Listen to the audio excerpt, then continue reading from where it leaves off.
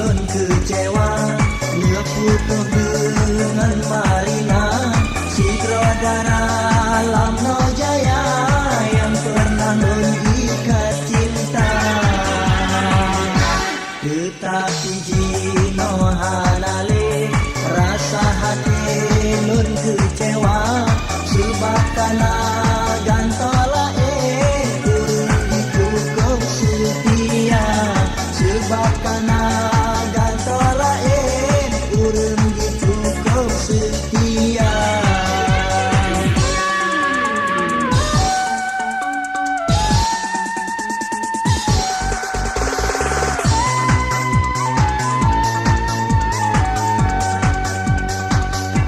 Darah mutiara sayang nyokunan darah lon cinta sebagai ganto Marina yang dilema sa SMA.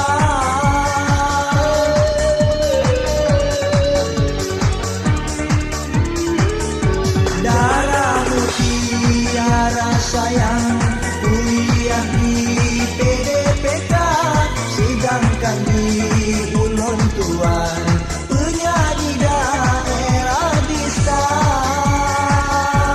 Walaupun kamu berbeda dalam bidang pekerjaan, yang penting di pengertian nyoke yang lebih utama.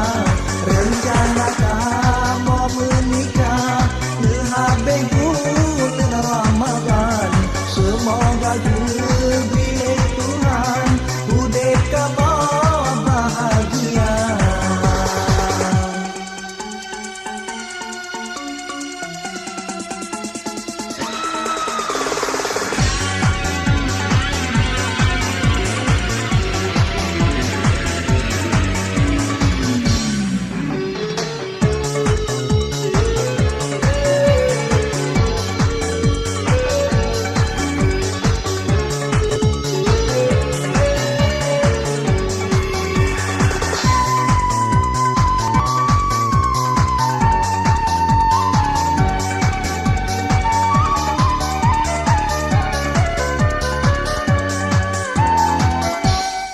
Waktu dilun kecewa dia putus dengan Marina, si sutradara Lamno Jaya yang pernah mengikat cinta.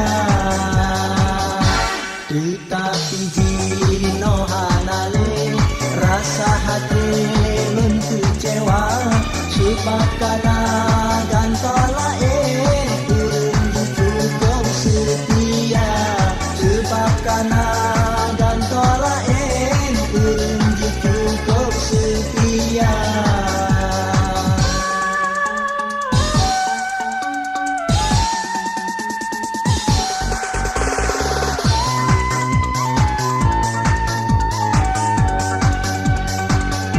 Darah mutiara sayang